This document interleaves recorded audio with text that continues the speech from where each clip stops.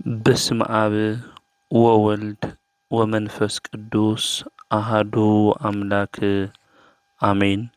يتوارك እግዚአብሔር أملاك أبوينا لذاب صحنا وسكزاتي ساعات قدم خلو لعلو خلو ناوزا ساعات زي آزب صحنا نيابوتاتنا ناي قدوسان أملاخ ناتناون أملاخ قدوس እግዚአብሔር ስሙ ዝተኸበረን ዝተመስገነን ይኹን። እማ አምላክ ወላዲተ አምላክ ቅድስተ ቅዱሳን ድንግል ማርያም ስለ ፍጹም አዶነታ ስለ ፍጹም ክብራ ክብርን ምስጋናን ይብጽሐያ።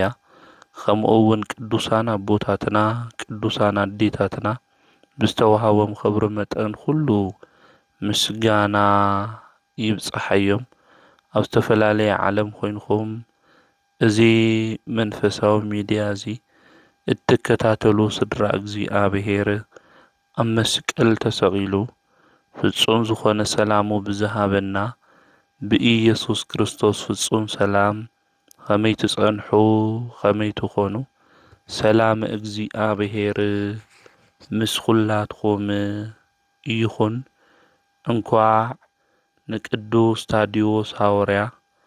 ዓመታዊ ክብረ በዓል ብሰላም አብጽሐኩም አብጽሐና። በኦርቶዶክሳዊት ተዋህዶ ቤተ ክርስቲያን ሐምለ 2 ናይ ሐዋርያ ቅዱስ ታዲዮስ ካብቶም 12 ናይ ጎይታናን መድኃኒትናን ኢየሱስ ክርስቶስ ደቀ መዛሙርቲ ሓደ ዝኾነ ዓመታዊ ክብረ በዓሉ ብድምቀት ይኽበር እዩ። እዚ ሐዋርያ እዚ መን እዩ? መንፈሳዊ አገልግሎቱ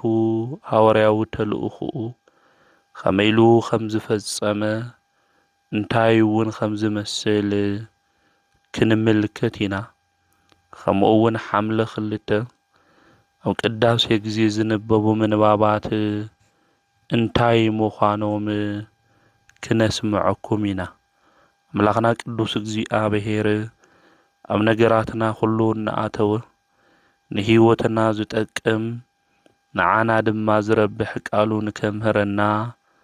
ቅዱስ ፍቃዱ ይኹነልና።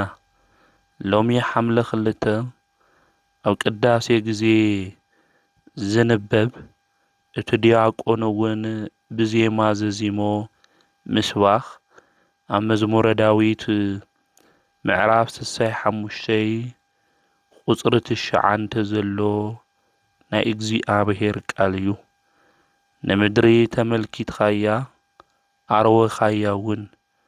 ንሃብታም እውን የመን ኣብዛሕካዮ ፈለገ እግዚአብሔር ማይ ዝመልእ እዩ ይብል ልበ አምላክ ዳዊት። አውዚ ኣብ መዝሙሩ ክዝምር እንተሎ አምላኽና ቅዱስ እግዚአብሔር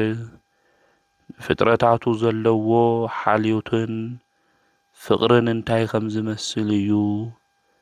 ዝነግረና። ንምድሪ ተመልኪቱ ነታ ምድሪ እውን ብማይ ዘርዊ ቅዱስ አምላክ ምዃኑ እዩ ልበ አምላክ ዳዊት ዝነግረና። ስለዚ አምላኽና ቅዱስ እግዚአብሔር ንፍጥረቱ ከም ዝምልከት ከም ዝርኢ ንፍጥረታቱ ተመልኪቱ ሪኡ ድማ ዝርህርህ ዝንከባኸብ ቅዱስ አምላኽ እዩ። ስለዚ ንምድሪ ተመልኪትካያ ኣርዊኻያ እውን ኢሉ ዝዘመረ ነዚ እዩ። ንሃብታም እውን የመና ኣብዛሕካዮ እናበለ ንምድሪ ፍረ ክትህብ ዝገብራ አምላኽ ቅዱስ እግዚአብሔር ምዃኑ እዩ ዝነግረና። ስለዚ ዝናባት ይመጹ ብፀሓይ ኣብሲሉ ብዝናብ ድማ አምላኽና ቅዱስ እግዚአብሔር ከዓብዩ ገይሩ ንፍጥረታቱ ኩሉ ዝምግብ ቅዱስ አምላኽ እዩ። ፈለገ እግዚአብሔር ማይ ዝመልእ እዩ እናበለ እውን እቶም ማያት ከም ዝመልኡ ዝገብር ንሱ አምላኽ ቅዱስ እግዚአብሔር ምዃኑ ይነግረና ማለት እዩ። ናይ እግዚኣብሔር ውህብትኡ ዘይውዳእ ምዃኑ እውን ልበ ኣምላክ ዳዊት አውዚ ይነግረና እዩ። ዘለናዮ ግዜ እውን ዘመነ ክረምቲ እዩ። ናይ ክረምቲ ግዜ እዩ። ማያት ድማ ኣብ ሩባታት ዝመልኡሉ እዩ። እዚ ወቕቲ እዚ ድማ ዝሰርሐ ሁላቶም ድማ ኣምላኽና ቅዱስ እግዚኣብሔር ዝፈጠሮም ድንቂ ፍጥረታት ምዃኖም ምፍላጥ ምርዳእ እውን የድሊ። እዚ ኩሉ ነገር ዝገብር እውን ቅዱስ ኣምላኽ እግዚኣብሔር። ስለዚ ኣምላኽና ቅዱስ እግዚኣብሔር ዘይውዳእ ውህብቶ ከም ዘለዎ ክንፈልጥ ክንርዳእ፣ እዚ ዘይውዳእ ውህብቶ ለለዎ ንፍጥረታቱ ዝሓሊ ንፍጥረታቱ ድማ ዓላምኡ ፍቕሪ ዝኾነ ኣምላኽና ቅዱስ እግዚኣብሔር ናብኡ ክንጽጋዕ ከም ዝግብአና፣ ናብ ኣምላኽና ናብ እግዚኣብሔር እውን ክንመጽእ ከም ዝግብአና ክንፈልጥ ክንርዳእ ይግብአና። ኣብዚ ምዕራፍ 65 ልበ ኣምላክ ዳዊት እውን ኣምላኽ ቅዱስ እግዚኣብሔር ንምድረ በዳ እውን ባውሊዕ ዘጽግብ ኣምላክ ምዃኑ፣ ስለዚ ብሓጎስ ዕልል እናበልኩም ንእግዚኣብሔር ኣመስግኑ። ተኣምራቱን እግዚኣብሔር ብዙሕ እዩ፣ ካብ ተኣምራቱ ዝተለዓለ እውን ኣሕዛብ ይድንግጹ እዮም እናበለ እግዚአብሔር ተኣምሩን ስርሑን እንታይ ምዃኑ ገሊጹ ንእግዚአብሔር ከምስግን እንተሎ ኢና ኣብዚ ንምልከት እሞ ብህይወት ዘመንና ሁሉ እቲ ዝናብ እውን ብመጠኑ እቲ መብረቕን ነጎድጓድን እውን ንሰብ ንከይጎድእ ገይሩ ንፍጥረታቱ ድማ ብዝግባእ ዝመርሕ ኣምላኽ ቅዱስ እግዚአብሔር እዩ እሞ ነዚ ፈጣሪናን ኣምላኽናን ጎይታናን መድሓኒትናን ኢየሱስ ክርስቶስ ብህይወትና ዘመን ሁሉ ክነምስግኖ ንኡ እውን ክንዝምረሉ ይግባእ። እቶም ዝመፁ ማያት ድማ ሓያል ውሕጅ ኮይኑ ንፋስ ዝበዝሖ ኮይኑ ገዛታት ዘፍርስ ምእንቲ ከይኸውን ንሰባትን ንእንስሳን ድማ ዝጎድእ ንከይኸውን ንኹሉ ብመጠኑ ብዓቐኑ ምሕረቱ ድማ ኣምላኽና ቅዱስ እግዚአብሔር ኣብ ልዕሌና ንክኾን ክንጽሊ ብህይወት ዘመንና ድማ ንዑ ክነምስግን ይግብአና። ዝወርሒ ክረምቲ እዚ ብሰላምን ብፍቕርን እቲ ዝተዘርአ ድማ በቂሉ ፍረ ዝህበሉ ምእንቲ ክኸውን እዚ ኩሉ ነገር ክገብር ዝኽእል ድማ ኣምላኽና ቅዱስ እግዚአብሔር ምሕረቱ ፍቕሩ ሕያዋይነቱ ኣብ ልዕሊ ኩሉ ፍጥረታቱ ክኾን እንተሎ እዩ እሞ ኣምላኽና ቅዱስ እግዚአብሔር እዚ ኩሉ ነገር እዚ ንክገብር ንሕና እውን ብዝኣዘዘና መንገዲ ንክንኸድ እዚ ክረምቲ እዚ ናይ ሰላም ናይ ፍቕሪ ንክገብረልና ንኣምላኽና ናይ እግዚአብሔር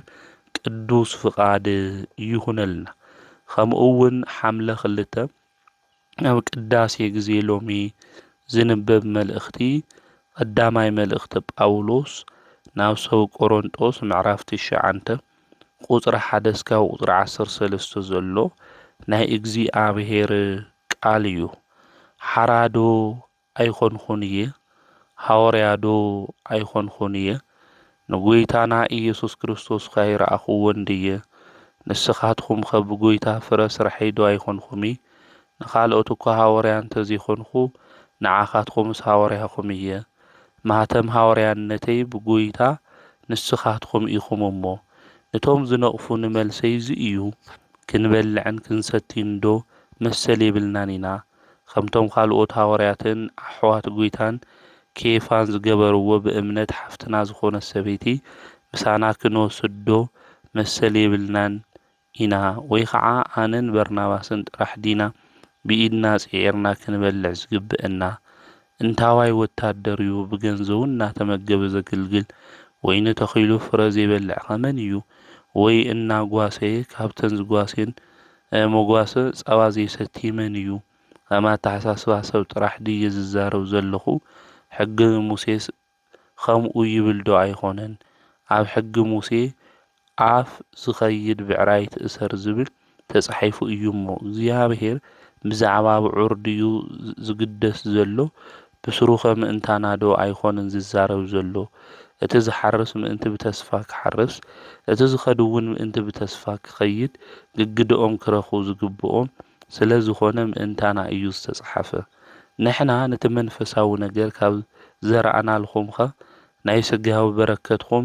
እንተዓጸድናስ ዓብዪ ነገር ድዩ እቶም ካልኦት ምሳኻትኩም ክማቐሉ መሰል ካብ ሃለዎም نحنا قدا خندايناي كاو زعامي يمثل زي هلونا نحنا جن نوانجيل كريستوس كي عنقف نقولو نتصور علينا نبر نزي مثل ازي اي تتقمنا اللون اوز قدوس ጳውሎስ ዝናገር ዘሎ ናይ ሐዋርያ መሰልን ግቡኡን እንታይ ምዃኑ እዩ አውዝ ዝናገር ዘሎ አነ ሓራውፅ እየ እዩ ዝብል ካፍቲ ናይ ኦሪት ዝነበረው ናብ ሐዋርያነት ብወንጌል አሜኑ ከም ዝመጸ እዩ ቅዱስ ጳውሎስ ዝናገር ዘሎ ሐዋርያ ድማ ይኾንኹን ድየ እናበለ እዩ ዝናገር ዘሎ ሐዋርያ ምዃኑ ኣብ ልዕሊ ኣሕዛብ ድማ ሐዋርያ ገይሩ ጎይታ ከም ዝሾሞ እዩ ቅዱስ ጳውሎስ አውዝ ዝናገር ዘሎ ንጎይታ ኢየሱስ ክርስቶስ ድማ ኣይረኣኽዎን ድዩ እዩ ዝብል ኣብ ደማስቆ ድማ ጎይታ መድኃኒት ኢየሱስ ክርስቶስ የተሳድደኒ ኢልዎ ኣብ ልዕሊ ኣሕዛብ እውን ሐዋርያ ክትኸውን ንሾመይ እውን ክትጸውር ኢኻ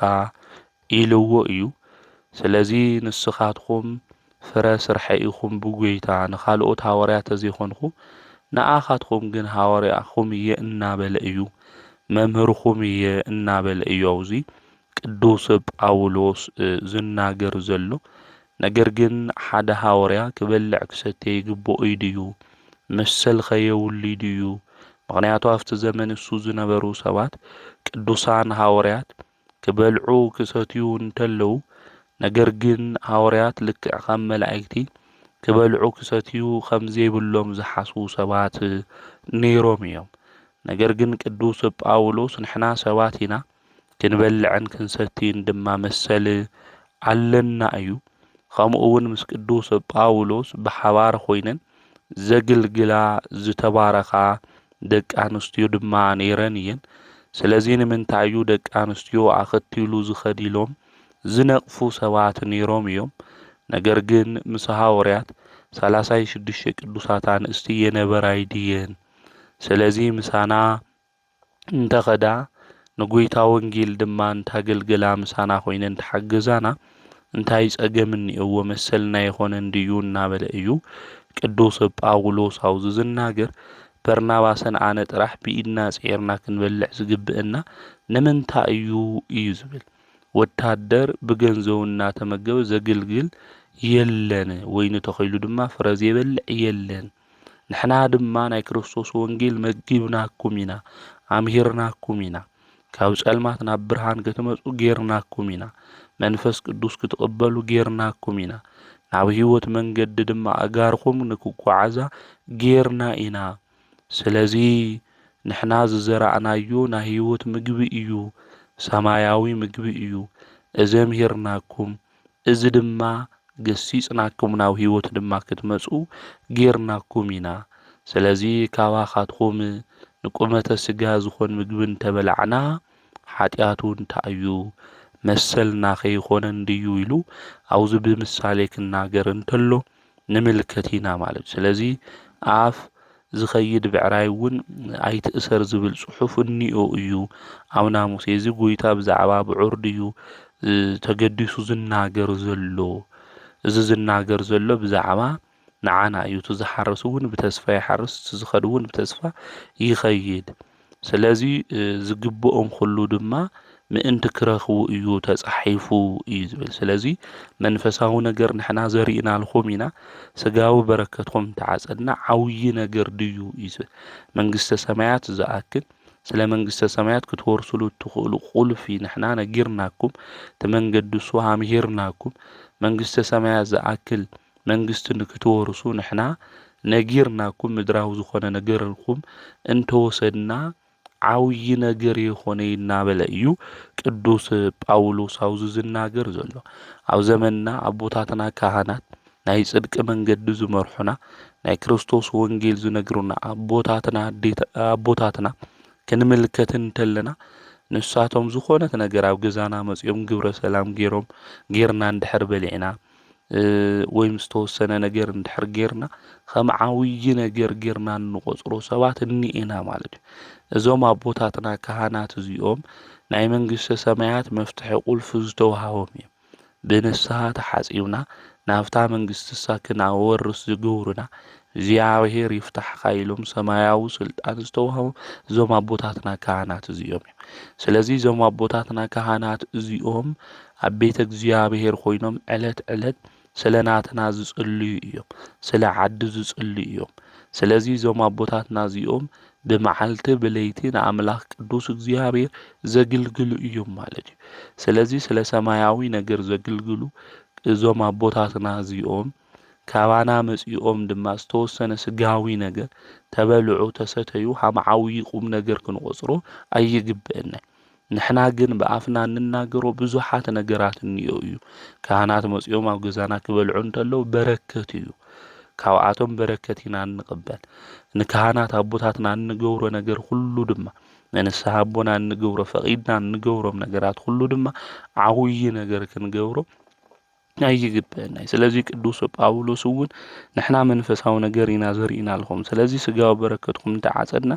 ዓብዪ ነገር ድዩ ኢሎም እዮም ኢሉ እዩ ዝናገር ዘሎ። ስለዚ አቦታትና ካህናት እውን ሰማያዊ ዝኾነ ነገር ነጊሮምና መንግስተ ሰማያት ተኣክል ርስቲ ክንወርስ እናገበሩና ንሕና ዝተወሰነ ነገር ገዚእና ተይውናዮም ዓብዪ ቁም ነገር ጌርና ቆጺርና ኣብ ቅድሚ ሰባት ክሸማቀቁ እውን ክንገብሮም የብልናይ። ለአቦታቶም ንካህናት ገዛ ዝገዝኡን እዮም፣ መኪና ዝገዝኡ እግዚአብሔር ሃፍቶም ዘብዝሐሎም ዘለዎም ሰባት እዮም። ንሕና እውን ንአቦታትና ንካህናት እዚኣ ንደቅኹም ትኹን ንዓና ክትብሉ ተግልግሉልኹም። ምክንያቱ ካህን ማለት ኣይንግዲ ካህን ማለት እውን ስጋዊ ነገራት ላውዝ ኢሉ ክሰርሕ እውን ኣይኽእል እዩ። ምክንያቱ ታገልግሎቱ ናይ ቤተ ክርስቲያን ብዙሕ ስለ ዝኾነ ማለት። ስለዚ እቶም ብቕንዕና ለቤተ ክርስቲያን ነግልግሉ አቦታትና ንሕና ስጋዊ ነገር እግዚአብሔር ካብ ዝሃበና ስጋዊ ነገር እንድሕር ጌርናሎም ዓብዪ ነገር ጌርና ክንቆጽሮ ሃምለ ይብልና። ንሳቶም ናይ እግዚአብሔር መንግስቲ ልክንወርስ ዝገብሩና ዝመኽሩና ዝግስጹና ዝተጥፍእለኻ ኢሎም ዝነግሩና እስካብ ዝኾኑ ለኣቶም እንገብሮ ነገር ስጋዊ ዝኾነ በረከት ካባኹም ተዓጸድና ዓብዪ ነገር ይኾነ ኢሉ ቅዱስ ጳውሎስ ዝናገር ዘሎ ንዚ እዩ ማለት እዩ። ስለዚ ኣነ ግን ካብኡ የተጠቀምኩ ነዚ መሰል እዚ ግን የተጠቀምኩሉ እዩ ዝብል ቅዱስ ጳውሎስ። ምክንያቱ ንወንጌለ ክርስቶስ ከይዕንቀፍ ምእንቲ ንኩሉ እንታይ ይገብር ኣለኹ እዩ ዝብል ይጸር ኣለኹ እዩ ዝብል። ስለዚ ናይ ክርስቶስ ትምህርቲ ከይዕገት ግን ንኩሉ ይዕገስ ኣለኹ ኢሉ ቅዱስ ጳውሎስ ተናጊሩ እዩ ማለት እዩ። ስለዚ አቦታትና ዘግልግሉ ብቕንዕና ንቤተ ክርስቲያን ዘግልግሉ ንዓና ዘግልግሉና ዘምህሩና ዝግስጹና እግዚአብሔር ካብ ዝሃበና በረከት ለኦም እንድሕር ሂብናዮም ዓስቡ ከም ንረክብ ክንፈልጥ ክንርዳእ ይግብአና ማለት እዩ። ስለዚ መንግስተ ሰማያት ተኣክል ዓባይና እግዚአብሔር መንግስቲ ክንወርስ ዝገብሩና ንሳቶም እዮም። ካህናት እንድሕር ለየለዉ ኮይኖም ንስሓና ዝቕበለና እግዚአብሔር ይፍታሕካ ዝብለና ካህን እንድሕር ዘየለ ኮይኑ እኮ ወገናተይ ብጣዕሚ ከቢድ እዩ ዝኾን ማለት። ስለዚ ንዞም አቦታትና እግዚአብሔር አምላክ ሃፍትና ብዙሒልና ነገራትና ሁሉ ድማ ክባረኽ ጌርልና፣ ነገር ግን ስጋዊ ዝኾነ ንእሽተይ ነገር ከጌርናሎም ዓብዪ ነገር ጌርና ክንቆጽር ከም ዘይብልና ሓደ ሰባት ግን ለአቦታት ካህናት ከሸማቀቁ እንተለዉ ንምልከት ኢና። እዚ ጌርናሎም ሃምዚ ጌርናሎም ዝኾይኑ ክንብል ከለና ንምልከት ኢና ማለት። ልክዕ እዩ ብስርዓት ብኣግባብ ለይኸዱ እኒአው እዮም። ነገር ግን ንሕና ነውግዕ ኣለና ከም ቅዱስ ጳውሎስ ኮይኖም ተጸሚዶም ናይ ክርስቶስ ወንጌል ዘምህሩ ሓቀኛ መንገዲ ዝነግሩና እቶም ሓቀኛ ዝኾኑ አቦታትና ኢና ነውግዕ ኣለና ማለት። ካልኦት ክሰርቁና ከጥፉና ብዙሕ ነገር ዝገብሩና ልደልዩ ሰባት እኒአው እዮም። ስለ ናቶም ይኹንና ነውግዕ ኣለና። እቶም ብሓቂ ዝጓሱ ናይ ክርስቶስ ቃል ድማ ኣብ ልቦም ሒዞም ንኻልኦት ድማ ናብ ክርስቶስ መንገዲ ክመፁ ዝገብሩ ሓቀኛታት አቦታት ኢና ነውግዕ ኣለና ማለት እዩ። ስለዚ ሁሩ ወመሃሩ ውስተ ኩሉ አጽናፈ ዓለም ክርስቶስ እውን ክእዝዝ እንተሎ ናብ ዓለም ኩሉ ኽዱ ቅዱስ ወንጌሉ ኣምሁሩ ኢሉ ኣዚዙ ቃል ዝሒዞም ዘምህሩ ዝግስጹ አቦታት ኢና ንናገር ዘለና ማለት እዩ። ብዙሓት አቦታት እቶም ሓቀኛ ዝኾኑ ናይ ክርስቶስ ወንጌል ዘምህሩ ዝግስጹና ናብ ቅንዕና መንገዲ ክንመጽእ ዝገበሩና ካፍቲ ይሰርቁ ማለት እዩ። ካፍቲ ይወስዱ ማለት እዩ። ስለዚ ህይወቶም ክንፍትሾ እንተለና ህይወቶም ክንሪኦም እንተለና ቤተሰቦም ንደቆም ተጎሳቂሎም እንሪኦም ብዙሓት ኣቦታትና እኒአው። ስለዚ እዞም ኣቦታትና እዚኦም ሂወቶም ሃመ እዩ እኒኦ። ንሕና እግዚኣብሔር በረከት እንድሕር ኣብዚሒልና ካብታ ለለትና ንእሽተይ ነገር ለኣቶም እንድሕር ሂብናዮም እቶም ደቆም እውን ኣሰርናቶም ይኽተሉ እዮም ማለት እዩ። ነገር ግን ነቶም ኣቦታትና ብሓቂ ናይ እግዚኣብሔር ወንጌል ዘምህሩ ንሕና እውን ናይ እግዚኣብሔር መንግስቲ ልክንወርስ ዝመኽሩና ዝግስጹና ኣብ ጉስቁልና ዝነብሩ እንድሕር ኮይኖም ግን እቲ ኣገልግሎት እውን ከቋርፅዎ ይኽእሉ እዮም ማለት። ስለዚ ለምህሩና ልግስጹና ከምኡ እውን ናይ እግዚኣብሔር መንግስቲ እዚ እዩ እናበሉ እቲ ናይ ክርስቶስ ወንጌል ዘምህሩ ናይ እግዚአብሔር ቃል ዝምግቡና ኣቦታትና ኣበይ እኒኢኹም እናበልና ክንድግፎም ክንሕግዞም ይግብአና። ኣብ ቅዱስ መጽሓፍ እውን ክነንብብ እንተለና ናሙሴ ኢድ ደግፉ ተባሂሎም ናሙሴ ኢድ ብጣዕሚ ብርቱዕ ስለ ዝነበረ ምስ ኣማልቃውያን ክዋግኡ እንተለው ሙሴ ኢዱ ልዕል ከብል እንተሎ እስራኤላውያን ይሽንፉ ነይሮም። ኢዱ ከውርድ እንተሎ ድማ እስራኤላውያን ይሽነፉ ነይሮም ማለት እዩ። ኣብዚ ግዜ እዚ ዝተመልከቱ ለኣሮን ማለት እዩ ላብ ፍቲ ሙሴ ዘለዎ ቦታ ኸይዶም ናሙሴ ኢድ እንታይ ገይሮም እዮም ደጊፎም እዮም ማለት ብሙሴ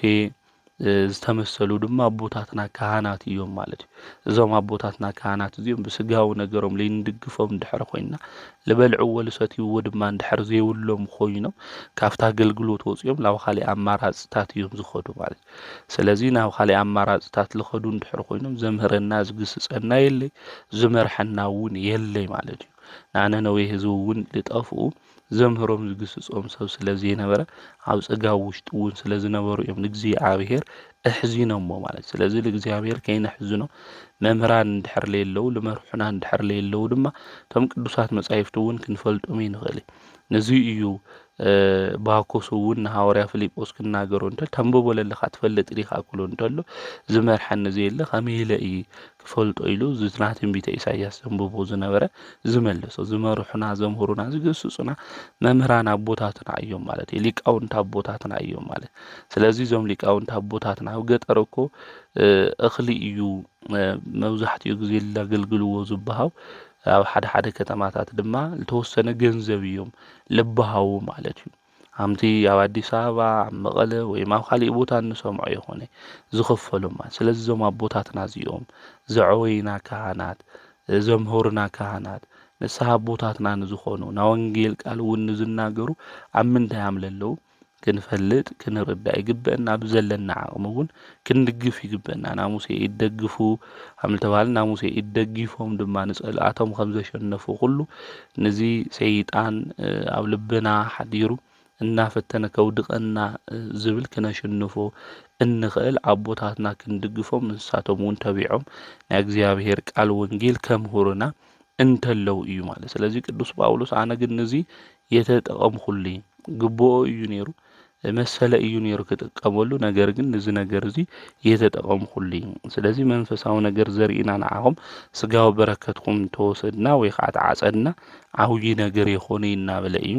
ቅዱስ ጳውሎስ ዝናገር ሞት ርስተ መንግስተ ሰማያት ተኣክል ክንወርስ ዝገብሩና ዝመርሑና ዘምህሩና ዝግስጹና ንህይወትና ድማ ጥዑይ ዝኾነ መንገዲ ከመይ ኢልና ክንጓዓዝ ከም ዝግባእ ዝግስጹና ዘምህሩና መምህራትና ምንታይ ሃምለለው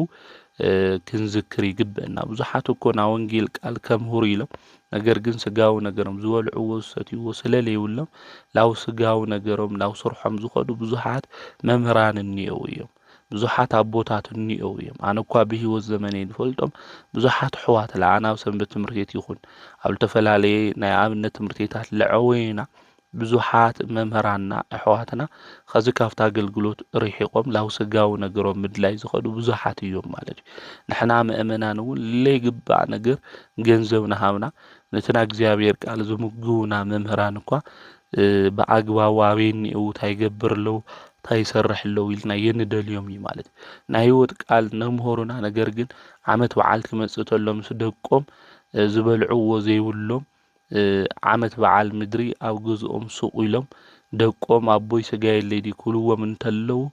ተሸማቂቆም ኣቦታት በዓል ብሃምዚ መንገዲ ልሕልፉ ብዙሓት እኒአው እዮም ማለት። ስለዚ ልዞም መምህራን እዚኦም ልዞም ኣቦታት እዚኦም ምድላይ ምርኣይ የድሊ እዩ ማለት እዩ። ከዚ ብቋንቋታት ትግርኛ ዘምህሩ መምህራን እኮ ብዙሓት ይኾኑ ብኢድ ዝቁጸሩ መምህራን እዮም ደለው። መምህራን ጠፊኦም ግን ይኾኑ እዩ ማለት እዩ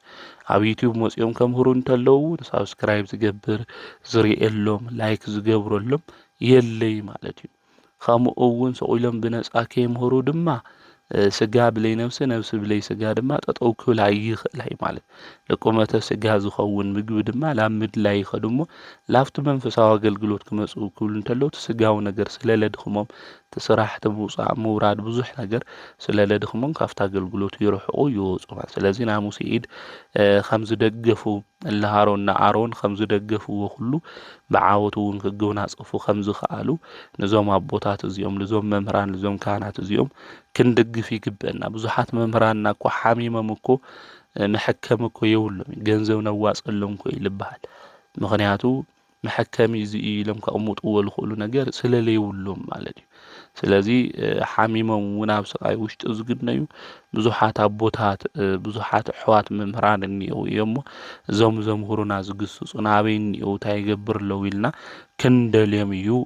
ዝግብአና ማለት እዩ ስለዚ ንሃዋርያ መሰልን ግቡእን እንታይ ምዃኑ ቅዱስ ጳውሎስ ክናገር እንተሎ ኣብዚ ንምልከት ኢና ማለት እዩ ንመምህርና ዘምህሩና ዝግስፁና ናቦታትና ካህናት ድማ ደሊና ካብኦም ዓሶ በረከት ልክንቅበል ኣምላኽና ቅዱስ እግዚአብሔር ንኹልና ይፍቀደልና ከምኡ እውን ብሎሙዓንቲ ኣብ ቅዳሴ ግዜ ዝንበብ መልእኽቲ ኣውዚ ኣብ ናይ ይሁዳ መልእኽቲ ምዕራፍ ሓንቲ እያ ዘለታ ቁፅሪ 17 እስካብ ፍጻመ ዘሎ ናይ እግዚአብሔር ቃል እዩ ኣቶም ፍቁራተይ ንስኻትኩም ግን ነቲ እቶም ሃዋርያት ጎይታናን ኢየሱስ ክርስቶስን ኣቀዲሞም ዝተዛረብዎ ዘክሩ ንሳቶም ኣብቲ ዳሕራዋይ ዘመን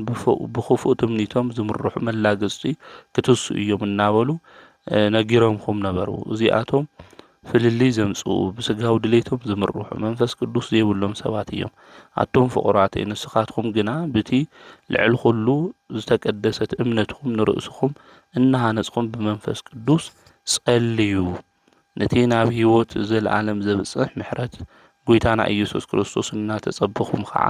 ንርእስኩም ብፍቅሪ እግዚአብሔር ሓልው እቶም ዝጠራጠሩ ኣረድኡ ነገሊኣቶም ካብ ሓዊ መንጢልኩም ኣናግፍዎም ነገሊኣቶም ድማ ነቲ ብእምነት ስግኦም ዝረኸሰ ክዳን እኳ እናጸላእኹም ንርእስኹም እውን እናፈራሕኩም ራህርህሎም ነቲ ካብ ውድቀት ክሕልወኩም ነውሪ ዘይብልኩም ገይሩ ኣብ ቅድሚ ክብሩ ብተሓጓስ ከቆመኩም ዝከኣል ነቲ ብጎይታና ብኢየሱስ ክርስቶስ ቦይኑ መድሕን ዝኾነ እግዚአብሔር ቅድሚ ኩሉ ዘመናትን ሕዝን ንዘለዓለምን ክብርን ግርማን ሓይልን ስልጣንን ይኹኖ ኣሜን እዩ ዝብል ኣብዚ ይሁዳ መልእኽቱ ክናገር እንተሎ ወዲ ዮሴፍ ካብቶም 72 ኣርድእቲ ድማ ሓደ ዝኾነ እዩ ይሁዳ እቲ ኣስቆሮታዊ ይሁዳ ዘይኮነስ ካልእ ይሁዳ ምዃኑ ምፍላጥ ምርዳእ የድሊ እዩ ሓንቲ ምዕራፍ ዘለታ መልእኽቲ እያ ዘላ ሃዋርያት ድማ ዝጽሓፍዎ 6 መበል ሸውዓይቲ ናይ ሃዋርያት መልእኽቲ ትበሃል እዚኣ እያ ኣብ መወዳእታ ምኽሪ ክመክር እንተሎ ነቲ ሃዋርያት ዝኾኑ ጎይታ መድሓኒት ኢየሱስ ክርስቶስ ኣቀዲሞም ዝተዛረብዎ ዘክሩ እናበለ እዩ ዝናገር ኣብቲ ዳሕራዋይ ዘመን ብኽፉእ ትምኒቶም ዝምርሑ መላገፅቲ እንታይ ክገብሩ እዮም ክትስኡ እዮም ኢሎም መኺሮምኩም ነይሮም እዮም ስለዚ እዚኦም ድማ መግለፂኦም ፍልሊ ዘምጽኡ ብስጋው ድሌቶም ድማ ዝምርሑ መንፈስ ቅዱስ ድማ ዘይብሎም ሰባት እዮም እዩ ዝብል ስለዚ ፍልሊ ነምጽእ እንድሕር ኮይና ዕርቂ ዘይነምጽእ እንድሕር ኮይና ሰላም ዘይነምጽእ እንድሕር ኮይና መንፈስ ቅዱስ ኣብ ውሽጥና ክህልዎ ይኽእል መንፈስ ቅዱስ ኣብ ውሽጥና ክህልው ዝኽእል ኣብ ሕብረት ውሽጢ እዩ ዝህሊ ሃዋርያት እውን ብሕብረት እናሃለዉ እዩ መንፈስ ቅዱስ ወሪድሎም 2 ወይ ከዓ 3 እንድሕር ኮይንኩም ኣነ ኣብ ማእኸልኩም ክርከብ እዩ ጎይታ ተራኺቡ ተናጊሩ ማለት እዩ ስለዚ ኣብዚ ብደንቢ ክነስተውዕሎ ዝግብአና ጉዳይ ኣብ ፍልሊ ውሽጢ ኣምላኽ እግዚአብሔር ክርከብ ይኽእል ኣብ ሁከት ሰላማዊ ዘይኮነ ነገር እሱ ክርከብ ይኽእል መንፈስ ቅዱስ ኣብ ማእኸልና ምእንቲ ክርከብ ብስጋዊ ድሌትና ንምራሕ ዘይኮናስ ብመንፈሳዊ መንገዲ ንኸድ ፍልሊ ድማ ጸሊኢና ናይ ሕብረተሰባት ኮይና ክንጓዓዝ እንተለና ኣብ ማእኸልና ቅዱስ እግዚኣብሔር ይርከብ እዩ ማለት ስለዚ ብዛ ዝተቀደሰት ልዕሊ ኩሉ ዝኾነት እምነት እውን ንርእስኹም እናሃነጽኹም ይዝብል ብመንፈስ ቅዱስ ድማ ጸልዩ ይዝብል ስለዚ ኣብ እምነት ውሽጢ ክንኾን እንተለና ንርእስና ክንሃንጽ ይግብአና እናሃንጾ ድማ ብመንፈሳዊ ትምህርቲ ክንሃንጽ ይግብአና መንገዲ ጽድቂ ድማ ዝነግሩና ቅዱሳት መጻሕፍቲ ብምንባብ ንርእስና ክንሃንጽ ይግብአና ማለት ስለዚ ጎይታና መድኃኒትና ኢየሱስ ክርስቶስ ከም ዝመጽእ እውን አውዚ ይነግረና ናይቱ ምምጻእ እውን እናተጸበኹም ይዝብል ንርእስኹም ብፍቅሪ እግዚአብሔር ሓልው ተጠራጠርቲ ድማ ኣይትኹኑ ነቶም ዝጠራጠሩ ድማ እንታይ ግበርዎ ኣረድእዎም ገሊኣቶም ድማ ካፍተኣትዎም ዘለው ናይ ሓዊ መቃጸሊ ዝኾነ ናይ ሓጢአት መንገዲ መንጢልኹም እንታይ ግበርዎም ኣውጽእዎም ይዝብል ብትምኒት ስግኦም እውን ዝረኸሱ እኒአው እዮም ስለዚ ዞም ዝረኸሱ ድማ ናቶም ክዳን እንታይ እናገበርኩም እናጸላም ተኸዲኖሞ ዘለው ናይ ርኽሰት ክዳን እንታይ እናጸላኹም ንርእስኹም እውን እናፈራሕኩም ራሃርሁሎም እናበለ እዩ ዝናገር ስለዚ ኣብ ሓጢአት ውሽጢ ኣብ በደል ውሽጢ ኣብ ርኽሰት ውሽጢ ንዘሎ ሓውና ሓፍትና ክንርህርህሎም እምበር ካባና ክነግልሎም ሃምለ ይግብአና ካብቲ መንገዲ እሱ ንክወፁ ድማ ክንመኽሮም ከም ዝግብአና እዩ አውዚ ኣብ መልእኽቱ ዝነግረና ማለት እዩ ካብ ውድቀትና ሁሉ ዝሕልወና ነውሪ ንከይልወና ድማ ዝገበረና ኣምላኽና ንሱ ቅዱስ እግዚኣብሔር ምዃኑ ንኡ ክብርን ግርማን ሓይልን ስልጣንን ይኹኖ ካብ ሕዝስ ካብ ዘለዓለም እናበለ ኣምላኹ ቅዱስ እግዚኣብሔር እውን ከምስግን እንተሎ አውዚ ንምልከት ኢና ማለት እዩ ከምኡ እውን ብለሙዓንታ ኣብ ቅዳሴ ግዜ ዝንበብ መልእኽቲ አውዚ ኣብ ግብረ ሐዋርያት ምዕራፍ 5 ቁጽሪ 17 እስካብ 37 ዘሎ ናይ እግዚአብሔር ቃል እዩ ከምዚ ድማ ይብል ሽዑ እቲ ሊቀ ካህናትን እቶም ምስኡ ዝነበሩ ኩሎም ወገን ሰዱቃውያንን ብርቱዕ ቅንዓት ሓዲሩዎም ተስኡ ንሐዋርያት ሒዞም ድማ ቤት ማእሰርቲ እተውዎም መልአክ እግዚአብሔር ግና ብለይቲ ነቲ ማዕጾ ቤት ማእሰርቲ ከፊቱ ኣውጽኦም ኺዱ ኣብ ቤተ መቅደስ ደው ኢልኹም ነዚ ናይ ህይወት ቃል እዚ ንህዝቡ ንገሩ በሎም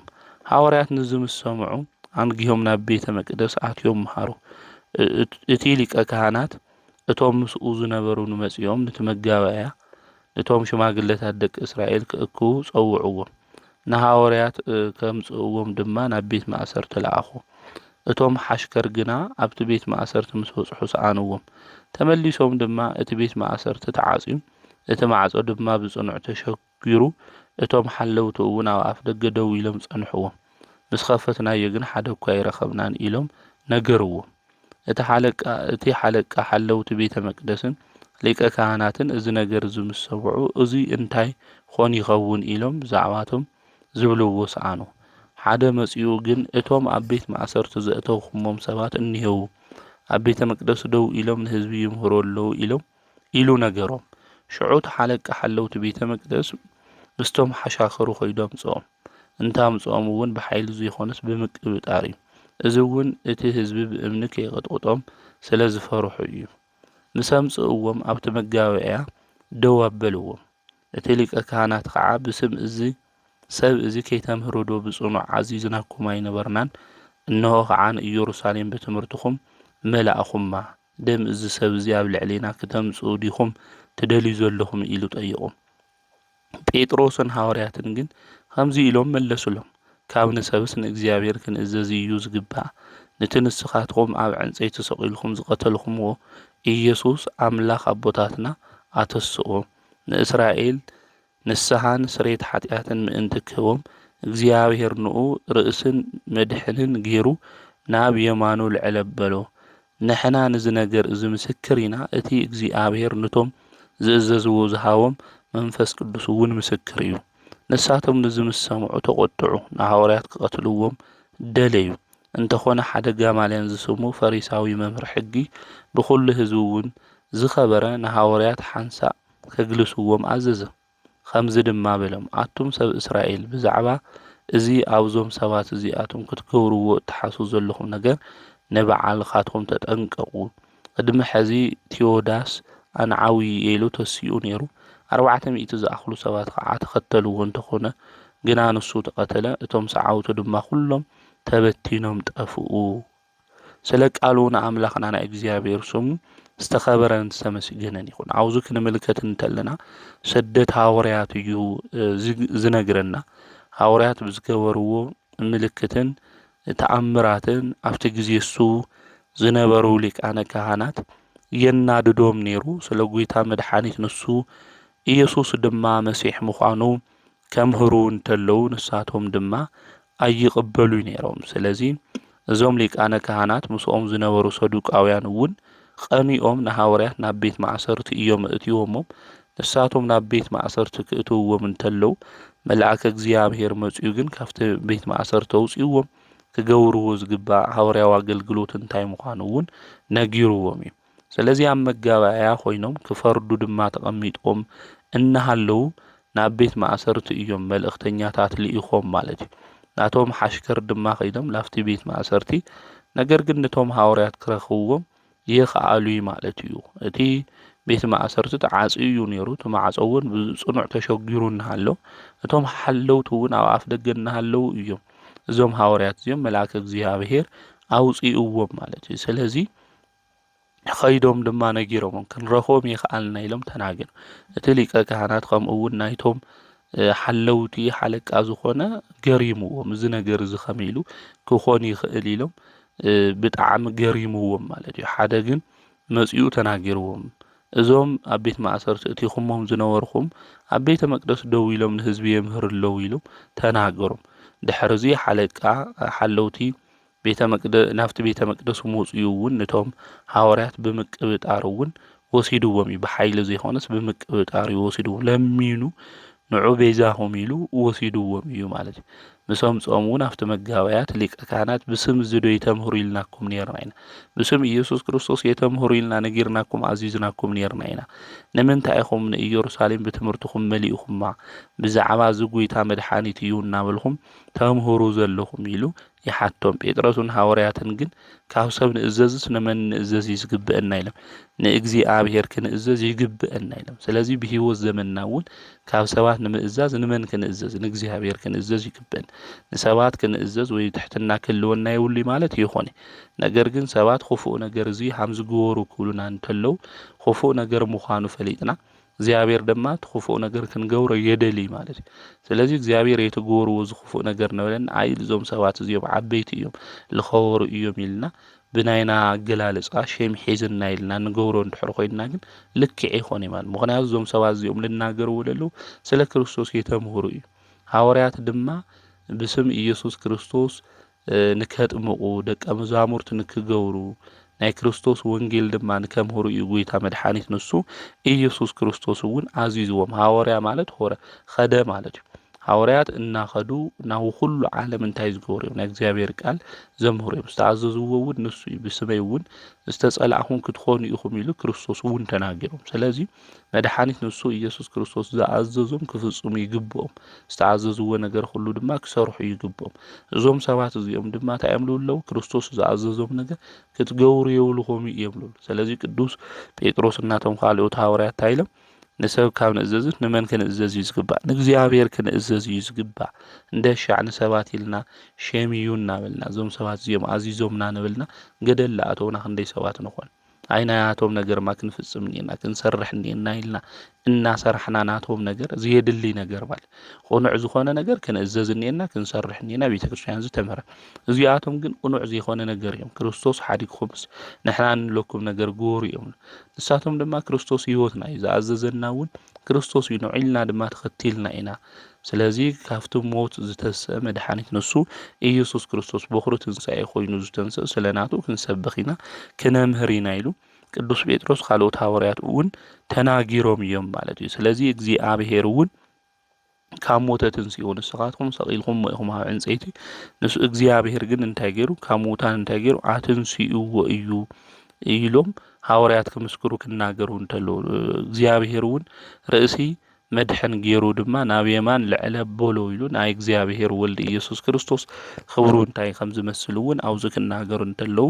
ንምልከት ኢና። ነዚ ድማ ንሕና ምስክር ኢና፣ ከምኡ እውን መንፈስ ቅዱስ ምስክር ኢሎም ኣብዚ ክናገሩ እንተለዉ ንምልከት ኢና። እዚ ምስ ሰምዑ ድማ ተቆጢዖም እዮም። ንሐዋርያት ድማ ክቐትልዎም ድማ ደለዩ ማለት እዩ። ኣብ ማእኸሎም ድማ ገማልያን ዝበሃል ምሁረ ኦሪት ነይሩ ማለት እዩ። ፈሪሳዊ ለቅዱስ ጳውሎስ እውን ዘምህሮም። ሳውል ና መጀመርያ ናይ ኦሪት ምሁር እዩ፣ ዘምህሮ እውን ገማልያን ዝበሃል ናይ ኦሪት ሊቅ እዩ ማለት እዩ። እዚ ክናገር እንተሎ ድማ ከም ዝበለ ኣቶም ሰብ እስራኤል ኣብዞም ሰባት እዚኦም ክትገብርዎ ዝደለኹም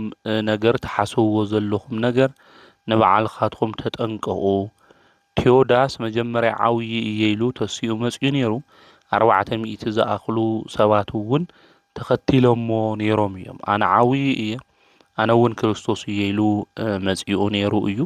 ብድሕሪኡ እውን ይሁዳ በዓል ገሊላ እውን ተሲኡ ነይሩ እዩ። ብዙሕ ሰብ እውን ስዒብዎ ነይሩ እዩ። ንሱ እውን ሞይቱ እዩ ማለት እዩ። እቶም ዝሰዓብዎ እውን ተበቲኖም እዮም። እዞም ሰባት እዚኦም ድማ የትንኽእዎም። እዚ ምኽሪ እዚ ድማ ክመኽረኩም ኢሉ ምኽሪ ክመኽሮም እንተሎ እዞም ሰባት እዚኦም ካብ ሰብ እንድሕር ኮይኖም ክፈርሱ እዮም። ካብ እግዚአብሔር እንድሕር ኮይኖም ግን ነዞም ሰባት እዚኦም ክተጥፍእዎም የትኽእሉ ምስ እግዚአብሔር እውን ምባእሲ ዝኾነኩም ኢሉ እዚ ጋማልያን ናይ ኦሪት ምሁር ንሳኦል ቅዱስ ጳውሎስ ከምኡ እውን ንኒቆዲሞስ ዘምህሮም ምሁረ ኦሪት እዩ። ኣብ ናይ ኦሪት ዝተምሃሩ ምሁራን እውን ካብዚ እዮም ተማሂሮም ማለት እዩ። ስለዚ እዚ ምኽሪ እዚ መኺርዎም ካብ ሰብ ተኮይኑ ክፈርሱ እዮም። ከም ቴዎዳስ ከምኡ እውን ከም ይሁዳ በዓል ገሊላ ክጠፍኡ እዮም። ነገር ግን ካብ እግዚአብሔር እንድሕር ኮይኖም ግን ንስኻትኩም ክንቀትሎም ኢና ከምዚ ክንገብሮም ኢና ኢልኩም እንተሓሰብኩም ምስ እግዚአብሔር ኢኹም ትበኣሱ ኢኹም ኢሉ እዚ ምኽሪ እዚ ነጊርዎም። ንሳቶም እውን ምኽሩ ተቐቢሎም እዮም። ንሐዋርያት ግን ፀዊዖም ገሪፎሞም ብኢየሱስ ክርስቶስ ሽም ድማ ከይትናገሩ ኢሎም ኣጠንቂቖሞ። ንሳቶም ግን ምእንቲ ስመ ኢየሱስ ውርደት ምቕባል ብቑዓቱ ከም ዝኾኑ ፈሊጦም ድማ እናተሓጎሱ እዮም ወፂኦም። ተገሪፎም መከራ በፂሕዎም ሐዋርያት ግን ስለ ስሙ መከራ ተቐቢልና ኢሎም እናተሓጎሱ ወፂኦም እዮም። በብመዓልቱ ድማ ኣብ ቤተ መቅደስ ከምኡ እውን ገዛ ገዛ እናዘሩ ስለ ኢየሱስ ክርስቶስ መሲሕ ከም ዝኾነ ከየቋረፁ የምህሩን የብስሩን ድማ ነይሮም ማለት እዩ ሐዋርያት። ስለዚ ኣቦታትና ሐዋርያት ህይወቶም ክንሪኦ እንተለና መከራ እናተቐበሉ ስለ ጎይታ መድሓኒት ኢየሱስ ክርስቶስ ከምህሩ እንተለዉ ስለ ጎይታ መድሓኒት ኢየሱስ ክርስቶስ መሲሕነት ኣምላክነት ከምስክሩ እንተለዉ ኣብዚ ንምልከት ኢና ማለት እዩ። ዝኾነ ነገር ካብ እግዚአብሔር እንድሕር ኮይኑ ሰባት ክዕንቅፍዎ ይኽእሉ። ሰባት ዝንገብር ኢና እዚ ኢና እንድሕር ኢሎም ክዕንቅፍዎ ይኽእሉ። ስለዚ እግዚአብሔር ዝህበና በረከት እግዚአብሔር ድማ ይኹን ዝበሎ ነገር ብሰብ ሓሳብ እውን ክዕንቅፍ ከም ዘይኽእል ገማልያን እውን ዝተናገሩ እዩ። ስለዚ ኩሉ ሻዕ ምስ እግዚአብሔር ንኹን፣ ሕብረትና ምስ እግዚአብሔር ጌርና ድማ እግዚአብሔር ዝህበና ነገራት ሁሉ ሰባት ክቋርፅዎ ተሓሰቡ እኳ ልዕሊ ሰባት ዝኾነ ዝፈጠረና ኣምላኽ ንሱ ቅዱስ እግዚአብሔር ሞገስን ክብርን ከም ዝህበና ክንፈልጥ ክንርዳእ ይግበአና። ስለዚ ሐዋርያት ብሰባት ኣተሓሳስባ ክቐትልዎም ብዙሕ ግዜ ሞኪሮም እዮም። ኣብ ቤት ማእሰርቲ እትይዎሞም እዮም። ነገር ግን ዝተለኣኹ ዝተኣዘዝዎ ንመን እዩ? ንእግዚአብሔር ስለዝኾነ ብሰባት ሓሳብ ተወንጌል እንታይ ክኾን ይኽእል ክቋረፅ ይኽእል እስካባባና በፂሑ እውን ነቲ ናይ ህይወት ቃል እውን ንምግቦ ኣለና ናይ ህይወትና መምርሒ ጌርና እውን ንጓዓዞ ኣለና ማለት። ስለዚ ብዚ መንገዲ እዚ ብፈተና ብመከራ እውን እዮም ኣቦታትና ብዙሕ ነገር እናበፅሖም ትና ወንጌል ቃል እውን ናባና ኣብፂሖም እሞ ናይ ሐዋርያት በረከት እውን ምስ ኩላትና ህዝበ ክርስቲያን ይኹን። ከምኡ እውን ብለማዓንቲ ሓምለ 2 ኣብ ቅዳሴ ግዜ ዝነበብና ወንጌል ክፍሊ ኣብዚ ወንጌለ ማቴዎስ ምዕራፍ 19 ቁጥሪ 17 እስካብ ፍጻመ ዘሎ ናይ እግዚአብሔር ቃል እዩ። ኢየሱስ ከዓ ንምንታይ ብዛዕባ ሰናይ ትጥይቐኒ? እቲ ሰናይስ ሓደ እዩ። ናብ ህይወት ክትኣቱ እንተደሊኻስ ትእዛዛቱ ሓሉ በሎ። ንሱ ድማ ኣየና እየን በሎ። ኢየሱስ ከዓ ኣይትቕተል፣ ኣይትዘሙ፣ ኣይትስረቕ፣ ብሓሶት ኣይትመስክር፣ ኣቦኻን እኖኻን ኣኽብር፣ ብጻይኻ ከም ነፍስኻ ኣፍቅር በሎ። እቲ ገቦዝ ድማ ንዝ ኩሉስ ካብ ንእስነተይ ጀሚረ ሓልዮ ኣለኹ እንታይ ደኣ እዩ ዝጎድለኒ በሎ። ኢየሱስ ከዓ እምበኣር ፍጹም ክትኸውን እንተደሊኻስ ከይድኻ ኩሉ ዘለካ ሸይጥኻ እንድኻታት ኣብ ሰማይ መዝገብ ክትረክብ ኢኻ እሞ ንዓ ተኸተለኒ በሎ። እቲ ሰብኣይ ድማ ብዙሕ ሃብቲ ስለ ዝነበሮ ነዚ ቃል እዚ ምስ ሰምዐ እናሓዘነ ኸደ። ኢየሱስ ከዓ ንደቀ መዛሙርቱ ሃብታም ናብ መንግስተ ሰማያት ክኣቱ ጭንቂ ከም ዝኾነ ብሓቂ እብለኩም ኣለኹ፣ መሊሱ እውን ሃብታም ናብ መንግስተ እግዚኣብሔር ካብ ዝኣቱስ ግመል ብዓይኒ መርፊእ ክሓልፍ ይቐልል እብለኩም ኣለኹ በሎም። ደቀ መዛሙርቱ ድማ ነዚ ሰሚዖም መን ደኣ ኾን ክድሕን ይኽእል እናበሉ የመና ተገረሙ። ኢየሱስ ድማ ጠመቶም እሞ እዚ ብሰብ ኣይከኣልን ብእግዚአብሔር ግን ኩሉ ይከኣል እዩ በሎም። ሽዑ ጴጥሮስ መሊሱ እንሆ ንሕና ኩሉ ሓዲግና ተኸቲልናካ ኣለና እንታይ ክንረክብ ኢና በሎ። ኢየሱስ ድማ ኣቱም ዝተኸተልኩምኒ ብሓዱሽ ልደት ብታ ወዲ ሰብ ኣብ ዙፋን ክብሩ ዝቕመጠላ እዋን ንስኻትኩም ድማ ኣብ 12 ዙፋናት ተቐሚጥኩም ን12 ነገደ እስራኤል ከም እትፈርዱ ብሓቂ እብለኩም ኣለኹ። ኩሉ ስለ ሰመይ ኢሉ ኣብያት፣ ኣሕዋት፣ ኣሓት፣ ኣቦ፣ እኖ፣ ሰበይቲ፣ ውሉድ፣ ገራሁ ዝሓደገ 100 ዕፅፊ ክረክብ እዩ ናይ ዘለኣለም ህይወት እውን ክወርስ እዩ። ግና ብዙሓት ቀዳሞት ዳሕረዎት ክኾኑ እዮም፣ ዳሕረዎት ድማ ቀዳሞት ክኾኑ እዮም በሎም። ስለ ቃሉ ንኣምላኽና ናይ እግዚኣብሔር ስሙ ዝተኸበረን ዝተመስገነን ይኹን። ኣብዚ ሓደ ሃፍታም ዝኾነ መንእሰይ መጺኡ ንጎይታና መድሓኒትና ኢየሱስ ክርስቶስ መምህር ናይ ዘለኣለም ህይወት ክወርስስ እንታይ ሰናይ ግብሪ ክገብር ኢሉ ንጎይታና መድሓኒትና ኢየሱስ ክርስቶስ ሓቲትዎ እዩ። ጎይታና ንሱ መድሓኒትና ኢየሱስ ክርስቶስ ድማ ትእዛዛቱ ክሕሉ ከም ዝግብኦ ነጊርዎ እዩ። እዚ ሰብ እዚ ድማ ካብ ብህፃንነተይ ጀሚሩ እዚ ትእዛዝ እዚ ፈጺመ እየ እቶም ትእዛዛት ጎይታ መድሓኒቱ ኢየሱስ ክርስቶስ ክነግሮ እንተሎ ይተቕተለይ ትዘሞይ ትስረቕ ብሓሶት የትመስክር ኣቦኻ ንኻናኸብር ብጻይኻ ከም ነብስኻ ኣፍቅር ኢሉ ክነግሮ እንተሎ ዝማ ካብ ብህፃንነተይ ጀሚሩ እንታይ ጌረ እየ ፈጺመ እየ ሰሪሐ እየ ኢሉ ተናጊሩ። ጎይታ መድሓኒት ኢየሱስ ክርስቶስ ድማ ፍጹም ክትኸውን እንድሕር ደሊኻ ዘለካ ኩሉ ሸይጥኻ እንድኻታት ድማ ሂብኻ ኣብ ሰማይ መዝገብ ክትረክብ ኢኻ እሞ ንዓ ተኸተለኒ ኢሉ ጎይታ መድሓኒት ኢየሱስ ክርስቶስ ተናጊርዎ። ኣብዚ ግዜ እዚ ግን እቲ ሰብኣይ ብዛዕባ ሃፍቱ ዝነበሮ ኩሉ ገዲፉ ጎይታ መድሓኒት ኢየሱስ ክርስቶስ ክኽተል ከም ዝግብኦ ክነግሮ እንተሎ እናሓዘነ እዩ ኸይዱ ማለት እዩ። ብድሕሪ እዚ ጎይታና መድሓኒትና ንሱ ኢየሱስ ክርስቶስ ድማ ሃፍታም ናብ መንግስተ ሰማያት ክኣቱ ጭንቂ ከም ዝኾነ ንደቀ መዛሙርቱ ነጊርዎ። ሃብታም ናብ መንግስቲ እግዚኣብሔር ካብ ዝኣቱስ ግመል ብዓይኒ መርፊእ ክሓልፍ ይቐልል እብለኩም ኣለኹ ኢሉ ጎይታ ተናጊሩ እዩ። ሓዋርያት ድማ እዚ ምስ ሰምዑ መንድን ማክድሕን ይኽእል እዩ ኢሎም ኢየሱስ ክርስቶስ ብሰብ ኣይከኣልን ብእግዚአብሔር ግን ይከኣል እዩ ኢሉ ነጊርዎም እዩ ማለት እዩ። እዚ ናይ መጽሓፍ ቅዱስ ክፍሊ እዚ ክንምልከቶ እንተለና ጎይታና መድሓኒትና ንሱ ኢየሱስ ክርስቶስ ሃፍታም ናብ መንግስተ ሰማያት ክኣቱ ጭንቂ ከም ዝኾነ እዩ ዝነግረና። ሃፍቱ ንብረቱ ኩሉ ገዲፉ ናብ መንግስተ እግዚኣብሔር ኩሉ ሓዲግኻ እተው ክበሃል እንተሎ እንዳየናይ ከም ዘጭንቕ እዩ ጎይታ መድሓኒት ንሱ ኢየሱስ ክርስቶስ ኣብዚ ዝነግረና። ገንዘብ ጎይታ ተባሂሉ ኣብ ቅዱስ መጽሓፍ ተጸዊዑ እዩ። ንኽልተ ጎይታ ድማ ክትግዝኡ ኣይትኽእሉን ኢሉ ድማ ጎይታ መድሓኒት ኢየሱስ ክርስቶስ ነጊረና እዩ። እዚ በዓል ጸጋ ሃፍታም ዝኾነ መንእሰይ ድማ ኩሉ ስርዓትን ኩሉ ትእዛዛትን ኣኽቢረ እየ ኢሉ ንጎይታ መድሓኒት ኢየሱስ ክርስቶስ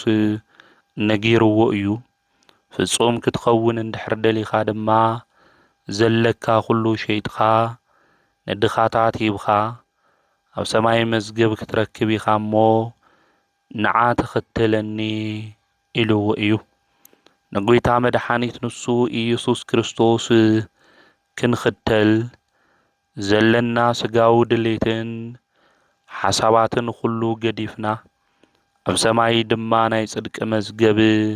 ክንምዝገብ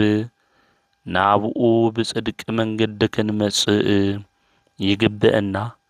እዚ በዓል ጸጋ እዚ ግን ምስ ሰምዐ ሓዚኑ እዩ። ገንዘብ ክንዳየናይ ንብረት ክንዳየናይ ንደቂ ሰባት ልቢ ከም ዝገዝእ ጐይታ መድሓኒት ንሱ ኢየሱስ ክርስቶስ ስለ ዝፈልጥ እዩ ሃብታም ናብ መንግሥተ ሰማያት ክኣቱ ጭንቂ እዩ ኢሉ ዝተናገረ። መሊሱ እውን ሃብታም ናብ መንግሥተ ሰማያት ካብ ዝኣተውስ ግመል ብዓይኒ መርፊእ ክሓልፍ ይቐልል እብለኩም ኣለኹ ኢሉ ጐይታ መድሓኒት ንሱ ኢየሱስ ክርስቶስ መሲሉ ዘምህሮም። እዚ ናይ መጽሓፍ ቅዱስ ክፍሊ እዚ ብዙሓት ሊቃውንቲ ቤተ ክርስቲያን በብዙሕ ነገር መሲሎም ኣምሂሮም እዮም። ካብዞም ሊቃውንቲ ቤተ ክርስቲያን ሓደ ዝኾነ ቅዱስ አንብሮስ ኢልና ንጽውዖ ሃብታም ተባሂሎም ዝተመሰሉ እስራኤላውያን እዮም። ግመል ዝተባሃሉ ድማ ኣሕዛብ እዮም። ዓይኒ መርፊእ ዝተባሃለ ድማ መከራ መስቀሉ እዩ ይብለና። ትንቢት ዝተነገረሎም እስራኤላውያን እዮም። መንግሥቲ እግዚአብሔር ንሳቶም ካብ ዝኣትዉ ኣሕዛብ መከራ መስቀሉ ምሽካም ይቐሎም ኢሉ ጐይታ መድሓኒት ንሱ ኢየሱስ ክርስቶስ ክናገር እንተሎ እዩ። ከምኡውን ሊቃውንተ ቤተ ክርስቲያን እዚ ዓይኒ መርፊእ እዚ ዝተባሃለ ጐይታ ከምህር እንተሎ ብምሳሌ ስለ ኢየሩሳሌም ዘለዉ ህዝብታት ድማ ዝተናገሮ ምዃኑ ይነግሩና። ኢየሩሳሌም ብዓበይቲ በርታት መእተዊ ዘለዋ እያ። በቲ ዓበይቲ በርታት ድማ ንእሽተይ በርታት ዘለዋ እያ። እቲ ንእሽተይ በርታት ዝመሸዮ ነጋዴ ምእንቲ መጺኡ ከኣቱ እዩ። እቲ ዓብዪ በሪ ድማ ክመሺ እንተሎ ይዕጸው እዩ ማለት እዩ። ልክዕ ኣብ ዓድና ሃረር ከተማ ክንሪኣ እንተለና ብዙሕ በሪ ዘለዋ እያ። ዓብዪ በሪ እኒአዋ፣ ከምኡውን ንእሽተይ በርታት እኒአዋ። ቤተ ክርስቲያን እውን ክንኸድ እንተለና እቲ ዓብዪ በሪ እኒኦ፣ ከምኡውን ንእሽተይ በርታት እውን ኣብቲ ፊት ለፊት እኒኦ እዩ ማለት እዩ። ስለዚ ኢየሩሳሌም ብዚ ዝተሃነጸት ስለ ዝነበረት ከምዚ ዝበለ ቅጽሪ እውን ስለ ዝነበራ እቶም ነጋዴታት ኣምሽዮም ክመጽእ እንተሎ ብተን ንእሽተይ በርታት እዮም ዝኣቱ። ተን ንእሽተይ በርታት ድማ ዓይኒ መርፊእ በሪ ተባሂለን እየን ዝጽውዓ ነይረን ማለት እዩ። ስለዚ ግመል ብኡ ብቲ ንእሽተይ በሪ ክንእትዎ እንድሕር ኢልና ብጣዕሚ ከቢድ እዩ ዘለዎ ጽዕነት ኣውሪድና ነቲ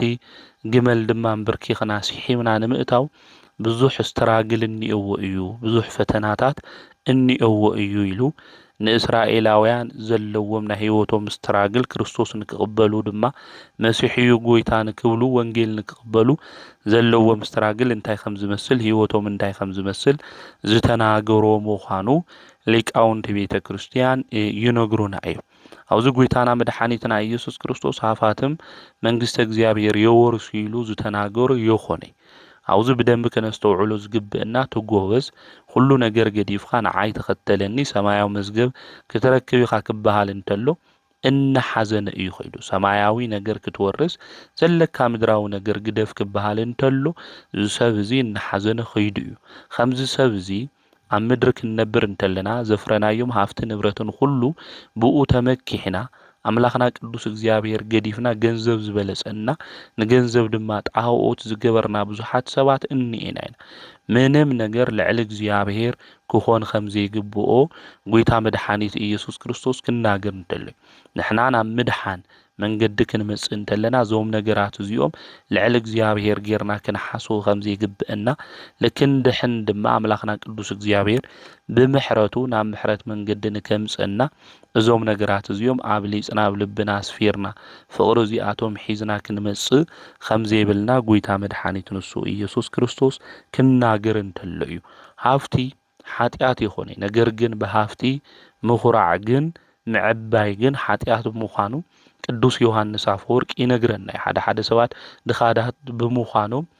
ዝጸደቁ ዝመስሎም ሰባት እኔ ብስንፍና ድኻ ክንኾን ንኽእል ኢና ንጽድቅ ኢሎም ነገር ግን ብመንፈስ ድኻታት ዝኾኑ ብፁዓን እዮም ክብል እንተሎ ኩሉ ነገር ገዲፎም እናሃለዎም ኩሉ ነገር ገዲፎም ንጽድቅ ኢሎም ንክርስቶስ ዝተኸተሉ እዮም ብመንፈስ ድኻታት ተባሂሎም ዝተጸውዑ ከምኡ እውን ሂቦም ዘይጸጉ ናይ መሃብ ጸጋ ድማ ዘለዎም ኣነኮ ከምዚ የገበርኩ እናበሉ ንመሃብ ድማ ብመንፈሶም ኣነ ታሞ ገይረ ኢሎም ብትሕትና ዝጉጓዓዙ መንፈሰትትና ዘለዎም ሰባት ምዃኖም እዩ ቅዱስ መጽሓፍ እውን ዝነግረና ስለዚ ድኻ ምዃንና ኣየኹርዒ ከምኡ እውን ሃፍታም ብምዃንና ድማ መንግስተ እግዚአብሔር የተአቱ ይብል መጽሐፍ የለ ድኻ ይኣቱ ሃፍታም ድማ ኣየኣቱ ዝብል መጽሐፍ ከም ዘይብልና ክንፈልጥ ክንርዳእ ይግበአና ኣብዚ ጉይታ መሲሉ እውን ዝተናገሮ ዘምህሮ ለምንታይ እዩ ክንብል እንተለና ዘለካ ሃፍትን ንብረትን ገዲፍኻ መንግስተ እግዚአብሔር ክትወርስ እንዲካ ክባል እንተሎ ንሃፍታም ጭንቅ እዩ ምክንያቱ ገንዘብ ጉይታ ተባሂሉ ተጸውዑ እዩ ሓያል ፓወር ዘለዎ እዩ ገንዘብ ማለት እዩ ኣብ ምድሪ ክንሪኦ እንተለና ታይ ሰርሕሎ ታይ ገብርሎ ኩልና እንምልከቶ ነገር እዩ ስለዚ ዘለካ ነገር ሁሉ ገዲፍኻ ንዓብ ንስሓት ሓጺኻ ቅዱስ ቁርባኑ ተቀቢልኻ ፍትወታትካ ሁሉ ነገራትካ ገዲፍኻ ሰቂልኻ ንዓይ ተኸተለን ክብል እንተሎ ጉይታ ከቢድ ጭንቅ ምዃኑ እዩ ነገር ግን እግዚአብሔር ጸጉኡ ዘብዝሕሎም መለኮታዊ ኃይል ድማ ምስኦም ዝነበረት ለአብርሃም ከምኡ እውን ለኢዮብ ንኒቆዲሞስ ድማ ሃፋትን በዓል ጸጋታት እዮም ነይሮም መንግስት እግዚአብሔር ድማ ወሪሶም እዮም ስለዚ ጉይታውዚ ልናገር ለሎ ሃፍታም ናብ መንግስት እግዚአብሔር ካብ ዝኣቱ ግመል በዓይን መርፊ ክሓልፍ ይቀልል ኢሉ ጉይታ መድኃኒት ኢየሱስ ክርስቶስ ክናገር እንተሎ ገንዘቦም ካብ እግዚአብሔር ብላዕሊ ዝበለጾም ፍትወት ገንዘብ ካብ እግዚአብሔር ብላዕሊ በሊጽዎም አምላኾም እግዚአብሔር ዝገደፉ ሰባት መንግስተ እግዚአብሔር ከወርሱ ጭንቅ እዩ መከራ እዩ ኢሉ ጉይታ መድኃኒት ንሱ ኢየሱስ ክርስቶስ ክናገር እንተሎ መሲሉ መምሃሩ ምዃኑ ሁልና ልቢልና ክነስተውዕል ይግብእ ደቀ መዛሙርቱ ጉይታ መድኃኒት ኢየሱስ ክርስቶስ ሃፍታምና መንግስተ ሰማያት ካብ ዝኣቱ ግመል በዓይን መርፊ ክሓልፍ ይቀልል ይብለኩም ኣለኹም ስበሎም ተም ደቀ መዛሙርቱ ታይሎም መንደኣ ክድሕን ይኽእል እዩ እናበሉ የመና ተገሪሞም እዮም ኢየሱስ ድማ ከምዚ ኢልዎም እዚ ብሰብ ኣይከኣል ብእግዚአብሔር ግን ሁሉ ይከኣል እዩ ንሰብ ዘይከኣል ለመን ይከኣል እዩ ንእግዚአብሔር ይከኣል እዩ ማለት ንሕና ሰባት ይከኣልናዩ ኢልና እግዚአብሔር ድማ ከምዚ ይኽእሎ ጌርና እንሓስብ እንድሕራልና እዚ የዋህነት እዩ ንዓና ዘይከኣል ንእግዚአብሔር ይከኣል እዩ ንዓና ዘይሓልፍ ዝመስሉ ነገራት ብመን ይከኣል እዩ በአምላኽና ብእግዚአብሔር ከምዚ ከኣል ፈሊጥና ናብ አምላኽና ናብ እግዚአብሔር ሁሉ ዝኽእል ናብኡ ክንጽጋዕ ይግበአና ሃፍቲ ሃሊዎም ንሃፍቲ ፍቅሪ ድማ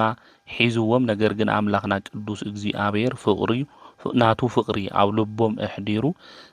ብገንዘቦም በሃፍቶም ጽድቅን ክሰርሑ መንግስተ ሰማያት ድማ ንክወርሱ ንብዙሓት ቅዱሳን ገይሩ እዩ አምላኽ ቅዱስ እግዚአብሔር ስለዚ ዝሰብ ፍቅሪ ገንዘብ ነይሩ ካብዚ ፍቅሪ ገንዘብ ዝወጽዩ መንግስተ እግዚአብሔር ክወርስ ክገብር ዝገብሮ መንዩ ተተባይሉ አምላኽ ቅዱስ እግዚአብሔር ይሞ ፍቅሪ ገንዘብ ሒዝና አምላኽና ቅዱስ እግዚአብሔር ገዲፍና ኣብ ካሊእ ዕንክሊል ዘለና ሰባት ብናቱ ፍቅሪ ተታሒዝና ርስተ መንግስተ ሰማያት እንወርሰሉ ናይ ጽድቂ ስራሕ ልክንሰርሕ ንአምላኽና ናይ እግዚአብሔር ቅዱስ ፍቃድ ይኹነልና እዛ በዓይኒ መርፊ ግመል ዘሕለፈ ብተአምር ለሙዓንተ ዓመታዊ ክብረ በዓሉ እናኽብረሉ ቅድስት ቤተ ክርስቲያን እውን ሓምለ 2 ብዓውይ ድምቀት በዓል ዕረፍቱ ታኽብረሉ ቅዱስ ታዲዮስ ሐዋርያ እዩ ካብቶም 12 ደቀ መዛሙርቲ ሓደ ዝኾነ እዩ እዚ ና ወንጌል ክፍል እዚ ኣሕዛብ ከሓትዎ እንተለው በዓይኒ መርፊ ግመል ሕሊፉ ብተአምራት ዘርአየ እዩ ሐዋርያዊ አገልግሎቱ ዝሰርሖ ድማ ተአምራት እንታይ ከምዝ መስል ድማ ክንምልከት ኢና እዚ ታዲዮስ ቅዱስ አቦና አቦ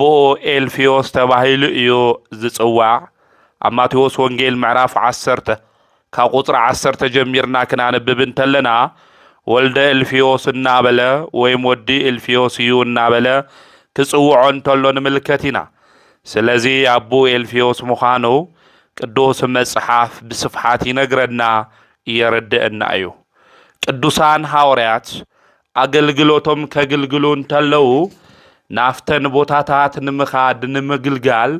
ዕጻ እዮም ዘውድቁ ነይሮም ኩሉ ነገር ብዕጫ እዮም ዝገብርዎ ነይሮም ኣብዚ እዋን እዚ በተለይ ታዲዮስ ሐዋርያ ዝበጽሖ ሶርያ እዩ ነይሩ ናብ ሶርያ ሃገረ ስብከት በጽሕዎ ኣብ ሶርያ ድማ ሐዋርያዊ አገልግሎቱ ይፍጽምና ይሰርሕ ነይሩ ሓደ እዋን ግን ቅዱስ ጴጥሮስ ርእሰ ሐዋርያት እዩ ናይ ሐዋርያት ሁሎም ሓለቆም ኮይኑ ዝተሾሙ እዩ ስለዚ ናብ ሶርያ ኸይዱ ሃማቦነቱ ከግልግል ስለዝደለየ ናብ ታዲዮስ ድማ መልእኽቲ ጽሒፉሉ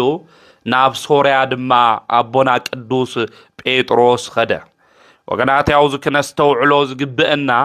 ሓደ ሊቀ ጳጳስ ናብ ዝኾነ ሃገረ ስብከት ኸይዱ ከግልግል እንድሕር ኮይኑ ናይቲ ሃገረ ስብከት ሊቀ ጳጳስ ክፈቕደሉ ይግባእ ንኣብነት ናይ አክሱም ሃገረ ስብከት ሊቀ ጳጳስ ብፁዕ አቦና አባ መቃርዮስ በረከቶም ይሕደረና እሶም አብለለዎ ሃገረ ስብከት ብፁዕ አቦና አቡነ ሰለማ ከግልግሉ እንድሕር ደልዮም እቶም ሊቀ ጳጳስ ናይቲ ሃገረ ስብከት ክፈቕዱ ይግብኦም ማለት እዩ ቅዱስ ጴጥሮስ ግን ፓትርያርክ ስለዝነበረ ናብ ዝደለዮ ሃገረ ስብከት ኸይዱ ምግልጋል ይኽእል እዩ ማለት እዩ ስለዚ ሓደ ሊቀ ጳጳስ ሰቂሉ ተላዒሉ ናብ ሓንቲ ሃገረ ስብከት ኸይዱ ከምህር ኣይኽእል ናይቲ ሃገረ ስብከት ሊቀ ጳጳስ ክፈቕደሉ ይግባእ ማለት እዩ እዚ ሐዋርያዊ ዝኾነ ትውፊት ናይ ቤተ ክርስቲያንና ስርዓት ትምህርቲ ምዃኑ ምፍላጥ ምርዳእ የድሊ ንኣብነት ሓደ ሰባኺ ክሰብኽ እንድሕር ደልዩ ኣብ ሓደ ደብሪ ናይቲ ደብሪ ስብከተ ወንጌል ክፈቕደሉ ወይ ድማ ክጽውዕ ይግባእ ኣነ መምህር እየ ሰቂለ ከምህር እየ ክብል ኣይኽእል ማለት እዩ ስለዚ ቅዱስ ጴጥሮስ ፓትርያርክ ስለዝኾነ ናይ ኩሎም ኣብቲ ግዜ እሱ ዘለው ኣቦታትና ሓለቆም ኮይኑ ዝተሾሞ ስለዝኾነ ማንም የፍቅድ ማለት እዩ ቅዱስ አቦና ኸዝኒው ኣብ ዝደለይዎ ቦታ ኸይዶም ከምህሩ ኣብ ዝደለይዎ ቦታ ኸይዶም ክግስጹ ይኹል ናማንም ፍቃድ ኣይጽበይ ማለት ጳጳስ እንድሕር ኮይኑ ሊቀ ጳጳስ እንድሕር ኮይኑ ግን ኣብ ናይ ዘይኾነ ሃገረ ስብከት እንዲዮም ኣፍቂዱ እዩ ከምህር ልግቦ እዚ ስርዓት ናብ ቦታትና ናብ ቤተ ክርስቲያንና እውን ስርዓት እዩ ማለት እዩ እና ናው ሶርያ ከምህር ስለዝደለየ ባቦነቱ ቅዱስ ጴጥሮስ በሓደ ኮይኖም ምስ ቅዱስ ታዲዮስ ሐዋርያ አገልግሎት ክገብሩ ሐዋርያዊ ተልእኾኦም ክፍጽሙ ደለይሞ እሺሉ ቅዱስ ታዲዮስ እውን ተዓዚዙ ናብ ዝኾነ ቦታ ይኸዱ ናብ ዝኾነ ቦታ ትኸዱ እንተለው ይጦምዮም ወገናቴ ሐዋርያት አቦታትና በህይወት ዘመኖም ሰማያዊ ጸጋ ሃፍት ዝተባሃዎም እዮም ምድራዊ ነገር ግን መጻሕፍትም ክናንብብ ገድሎሙን ክናንብብ እንተለና ብዙሕ የነወሮም ብመንፈስ ብዙሕ በዓል ጸጋታት እዮም ገንዘብ ግን የነወሮም ስለዚ ኣብ መንገዲ ትኸዱ እንተለው ጠመዮም ወገናተይ ጥሜት ከቢድ እዩ ኣሐና ጥሜት ኢልና እንሓሶስ ካብ 9 ሰዓት ምጻም እዩ እሱ ጥሜት ይኾነ ናይ ምግብ ድሌት ምድላ እዩ ዝኾን ማለት ጥሜት ማለት ንብዙሕ ግዜ ምጽናሕ እዩ ሐዋርያት እውን ተገልግሉ እንተለው ንብዙሕ ዘማናት ይጓዓዙ ነይሮም ዝበልዕዎ ናይ ዝብልዎ እንጀራ ድማ ስለዘይነበሮም ብጥሜት ሓለንጋ ይግረፉ ከም ዝነበሩ ገድሎም ይነግረና ይርድእና እዩ ገድለ ሐዋርያት ማለት እዩ እና ከምህሩ ምስ ቅዱስ ታዲዮስ ትኸድ እንተሎ ርእሰ ሐዋርያት ዝኾነ ቅዱስ ጴጥሮስ ኣብ መንገዲ ዝሓርስ ሰብኣይ ይረኽቡ እዚ ዝሓርስ ዘሎ ሰብኣይ ናብኡ ጽግዕ ኢሎም ምግቢ እንድሕር ሃሊካስ ሃበና ይብልዎ ናሰብ ገጽ ወገናተይ ከቢድ እዩ ኣብ ህይወት ዘመንኩም ጠሚኩም ይፈልጥ ዶ ጠሚኩም ሰብ ስለሚንኩም ትፈልጡ ዶ ከቢድ እዩ ብጣዕሚ ገጽ ማለት እዩ እና ቅዱስ ጴጥሮስ ይልምኖ ነቲ ሓረስታይ እዚ ሓረስታይ ሽማግለ ሰብኣይ ድማ ተቆጺሩ እዩ ዝሓርስ ዘሎ መምለኬ ጣዖት እዩ ድማ እግዚአብሔር ዝበሃል ኣምላኽ ዘይፈልጥ ሰብ እዩ ኣብዚ እዋን እዚ ሰብ እዚ ብጣዕሚ ይድንግጽ እሞ በሎ ምግቢ ካብ ገዛ ኸይደ ከምጽኦልኩም እዞም ኣብዑረይ ድማ ሓልውዎም ይብሎም ከመይ ዝበለ የዋህ ሰብ እዩ ከመይ ዝበለ ደግነት እዩ ወገናተይ زوم سبعة زيوم كوي فلتومي خابي خمز مسؤ إنمن مخانوم كو أي فلتوم نجرجن سبعة ونت حيزو لبو دنجسو زت أما يا جايش دمامس يوم نلو إلو النابرر زي شماغل سبعة يزي نابجز أنجرا كم صلهم خده هاورياو تاديوس دما ناي مجمريا سرحو ناي جبرنا سراحيو زسرح نيرو سلازي نقدوس بيتروس خمز بلو نحنا عاوز كفيلنا انت اينا نجبر زلنا إذا سبعة يزي نعنا كبل مجب كمس سرحو فتحي خيدو زلو سلازي ناي سراح جبرنا سلازي قنا كحارس اللؤية بلا عاوز جزي ازي تاديوس هاوريا تلعيلو كحرس انتلو زرق خنت عينا نجبر انت عينا نزرق مسبلو قدوس بيتروس نيشتي سندايكو مساين يقيلو يهو مالتيو قدوس بيتروس النازرق تاديوس دما انحرس سلاسا زخون تللا يحرسو مو تناي مجمريا تبلو انتلو نافتب خالعي تحلف انتلو يبوكول خم أون يفري نيرو يلملم دما نيرو مالتيو تسبعاي بصحوس كابز مص اتزحرسو بقيلو عاويو لملمو يري سبعاي زي بطعامي يدنقص نسخوم آمالكتيخوم بلوم نحناس آمالكتي خنان أجبرتو لأجزي أبهير ناي أجزي أبهير بارع مجلجلتينا بلوو زسبعاي زجن نعاتهم سجد اللوم ساتهم دما نعناي تسجد كتسجد اللوز جبا نأجزي أبهيريو بلوو زسبعاي كختلكم يبلو كل نجر حديقك كختلكم يبلوم كل نجر حديق خان أنا يتكتل نجر جن كاوز لم يعبق إلو زلو سنداي حسخا نابكة ماخد سبيت خادم ما كاوزي دابو غاغيرا تبلع النات هابنا بلو نفتكة ما كاتون تلو ورحو غزيون اي خرمت ايو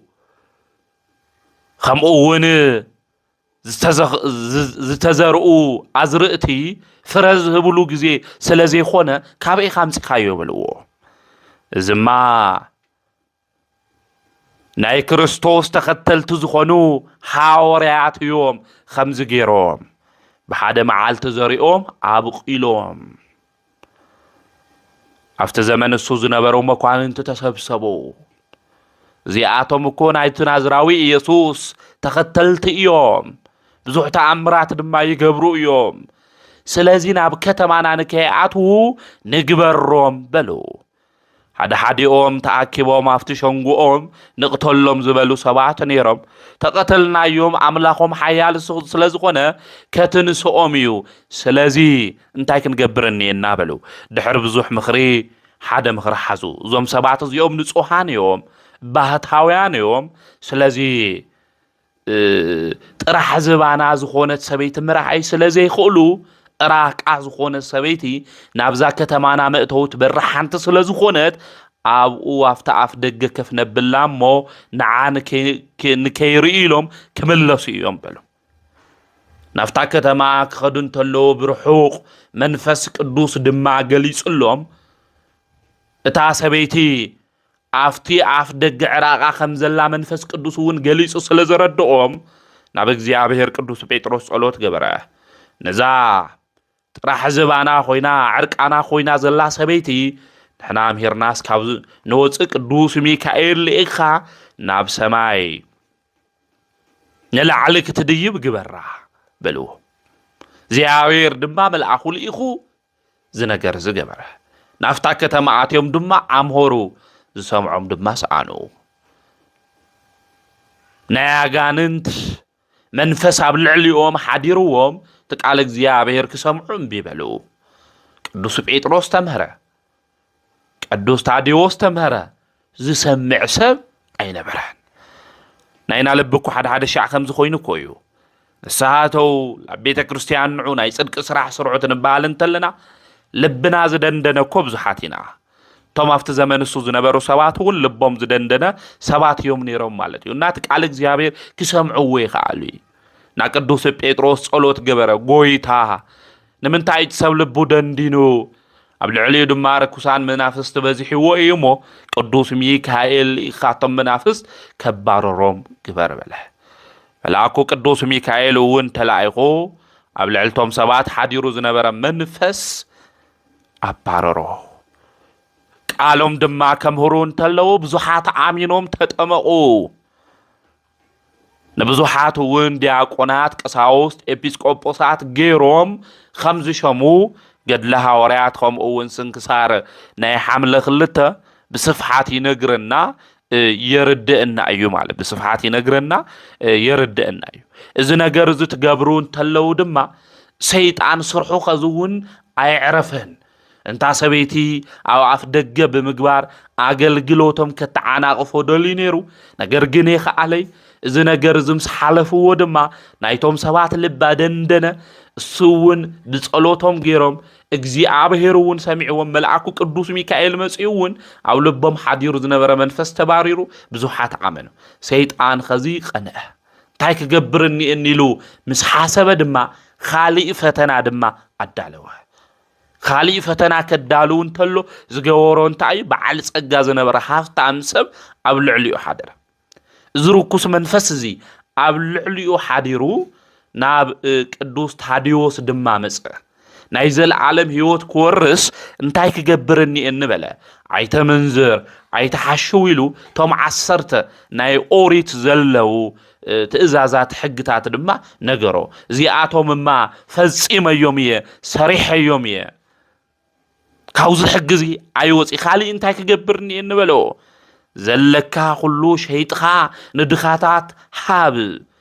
ንእግዚአብሔር ድማ ተኸተል በሎ አውዝ ግዜ እዚ ዝስብኣይ እዚ ንሐዋርያ ታዲዮስ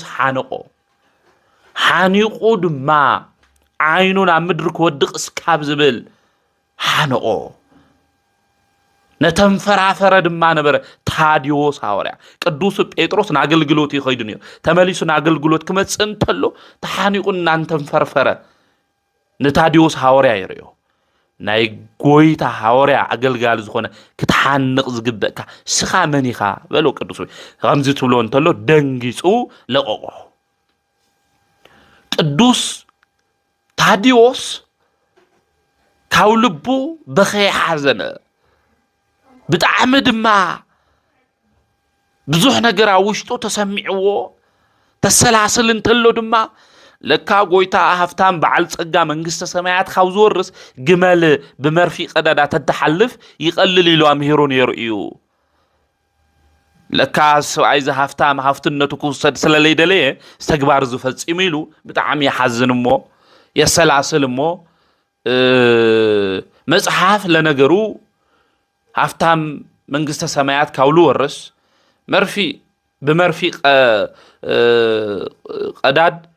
بو جمل تلشلوخ يعيشيلو غويتام هير يلو تناغر تلو تاديوس ሐዋርያ سبز تايلو لكا كريستنا تمرتل دخاتات امبر نهفتام زي حقوف تمرتيخم تمهرو زلخم يلو تناي كريستنا تمرت كودقو حاسيو ነገር ግን ጎይታውን ሃፍታ መንግስተ ሰማያት ካውሎ ወርስ ግመል ብናይ መርፊ ብቲ ናይ መርፊ ቀዳዳ ለለቦ ተልሐልፍ ይቀልል ይሉ ለምሆሮ ሃፍታ መንግስተ ሰማያት ይወርሲ ማለት ይሆነ ለአብርሃም ለልዮም መንግስተ ሰማያት ወሪሶም ዮም ነገር ግን ሃፍታም ኮይኑ በሃፍትነቱ እንድሕር ላይ ተጠቀመ ኮይኑ ለድኻታት እንድሕር ዘይብልዕ ኮይኑ አስራት ቦክራት እንድሕር ዘይውጽኦ ኮይኑ ምጽዋት እንድሕር ዘይመጽኦተ ኮይኑ መንግስተ ሰማያት ይወርሲ መንግስተ ሰማያት ይወርሲ በሃፍትነቱ ተጠቂሙ ጽቡቕ ነገር ገይሩ ግን መንግስተ ሰማያት ኮርሳም ልኽእል ይጎይታ ተናጊሩ ነገር ግን አፋትም ወይም በዓል ጸጋ ዝተባሃሉ ሰባት ሃፍትኩም ሓዲኩም ንዓይ ተኸተሉ ትባል እንተለው لኦም مختال بتاع خبيديو صار اسكهم صار موتيو لمسلم انبي صريحكم ገንዘብ የተጥሪው አፋተም ይትኹን ኢላ ቤተ ክርስቲያን ኤተመሪ የተናገሪ ማለትዩ ሓደ ሰባት ቆም ኢሎም ልናገሩ ቆም ኢሎም ለምሆሩ ክሉ ይኹልም ግን እዚ ሃሞን ለማለት ተደለ ይኾነ አፍታም በአፍትነቱ ተጠቂሙ تايك جبرنيو منجست እግዚአብሔር كورسنيو تهافتنتو ግን ለይተጠቀመሉ ወይም ተሃፍተት ገንዘብ ገዚእዎ ላው ኻሊ ነገር ለኸድ እንድሕር ኮይኑ ግን ከቢድ እዩ ለመውራት ፈተነኡ ከቢድ እዩ ተፈተና እሱ ሓሊፉ መጽዊቱ ለኻታ ተብሊዑ ቤተክርስቲያን ስርሑ ብዙሕ ነገር ና ምጽዋት ሰሪዑ ግን መንግስት አምላኽ ይወርሱ ይልማል ለተነገረ ምዃኑ ልብ ማል ምስተውዓል ይድል እና ሰውይዝና ክርስትና ትምህርት ከውድቅ ትብል እንተሎ ቅዱስ ታዲዮስ እንታይ ይብል እስኪ መርፊ እምጹለይ ይብል መርፊ እምጹለይ ትብል እንተሎ እንዲዮም ትል ሰረሕ ነበረ ሓጺን መጺን ሰረሕ ለነበረ ሰውይ ክርስቲያን ስለልነበረ ግመል ለሽልኽ ዓውይ ቅዳድ ለለው መርፊ ይልእኸሉ ማለት እዩ ልቅንዕናኻ ብጣዕሚ ለምስግናይ ጎይታ ክብሪ ክግለጽ ትቃሉ ድማ ሓቂ ምዃኑ ኣብ ወንጌል ተጻሓፈ ሓቂ ምዃኑ ምእንቲ ክግለጽ ንእሽተይ ታ መርፊታ ትክክለኛ ታ ክርት ሕልፍ እሳለኣኸለ ይብሉ ይልእኸሉ ኣብዚ ግዜ እዚ